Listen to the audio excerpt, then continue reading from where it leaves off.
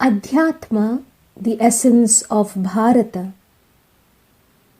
Many people have likened life to a journey, haven't they? Where did we come from and where are we heading? Do we know the answers to these questions? We only know that we are here at present. We do not even know the answer to the question, who am I? In fact, a very famous shloka in Sanskrit asks, Kastvam koham kuta ayatah, kame janani ko me tatah.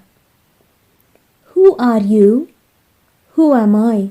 From where did I come? Who is my mother and who is my father? It then urges us to ponder over the answers to these questions. Similarly, the Bhagavad Gita says that the beginnings and ends of living beings are hidden. Only what lies in the middle is visible. Avyaktadini bhutani vyaktamadhyani bharata avyakta nidhananyeva. A journey can happen by foot or by other vehicular means. For the greatest part of days past, animals played an important part in helping people move from one place to another. Bullock carts were used in villages, horse-drawn carriages were used in cities. Therefore, when speaking of the journey of life, the metaphor of the chariot drawn by horses lent itself most eloquently to the seers of the Upanishads. The Upanishads elaborate on this idea. They ask, what is the Ratha, this chariot? Who is the owner of the chariot, the Rathi, who travels in it to an appointed destination?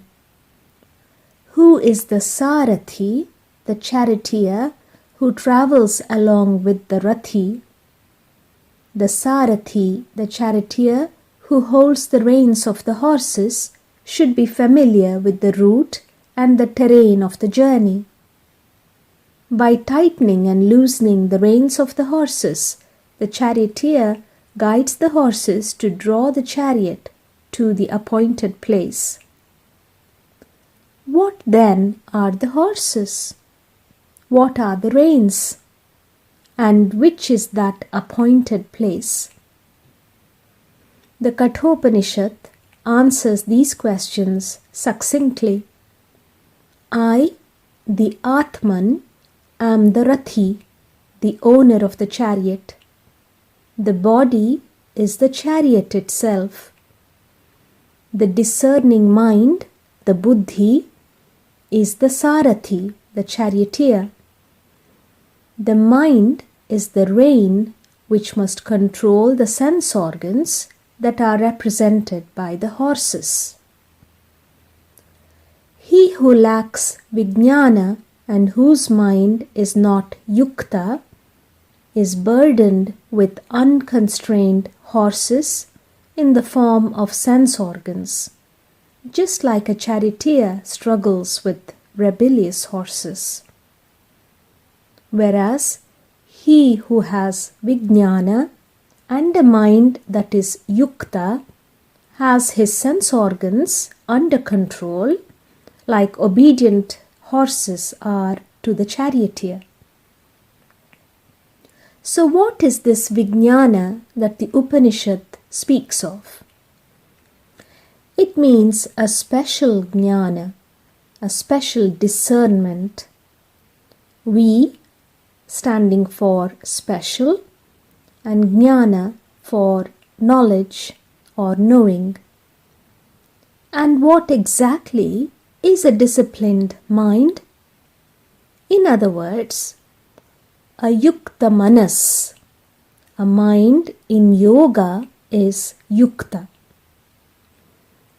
The words yoga and yukta derive from the same Sanskrit root verb called yuj, to join or yoke together.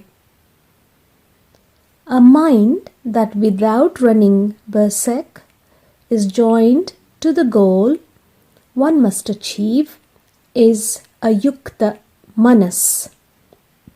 The mind is then aligned with the end that one must achieve. Therefore, a person having that special discerning knowledge called vijnana, along with the yukta manas, is like a charioteer equipped with well-trained and obedient horses. So, what will be the effect of not possessing this discernment or vijnana? The journey is fraught with danger. Without discernment, the mind is unyoked from the goal. The buddhi, the sarathi, becomes unseated. When the sense organs in the form of horses run amok, how will this unseated charioteer rein them in? He will very likely be thrown off balance. Dragged around by the horses and the chariot, neither the charioteer nor the owner, depending on the charioteer's steering skills, will reach the destination. What is the destination for the journey of life?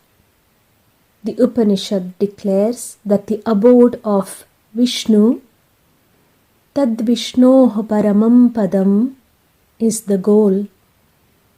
That alone is the goal, because having reached that highest realization, there is no retraction into the cycle of births and deaths called samsara.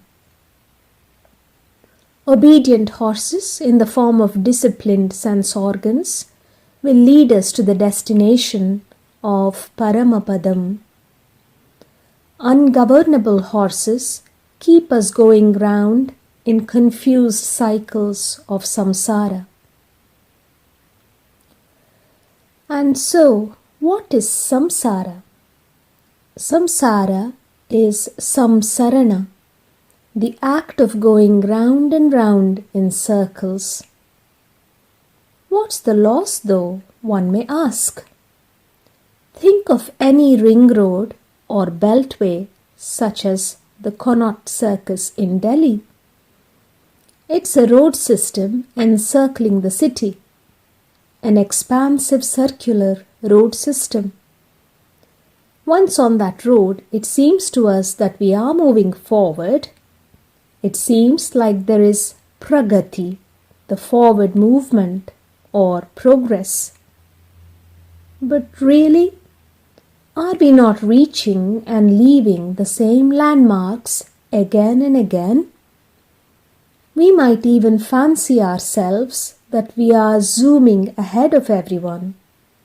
Sadly, the undiscerning mind doesn't realize that we are only going dizzy on an unending, windy road. We, the travelers on that winding road of samsara, must learn to exit and ascend to reach the true destination of Paramapadam. This example of a journey given in the Upanishad helps us understand who we are, where we are located, and where we must reach. In other words, it is an udaharana.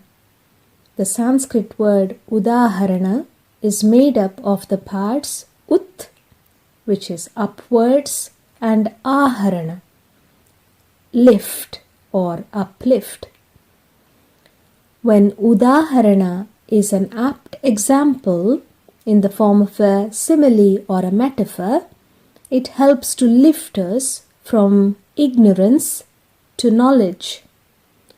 The Upanishad does this effortlessly by using the familiar metaphor of a journey and employing the familiar vocabulary of a chariot and a charioteer, horses and reins, wanderings and destination.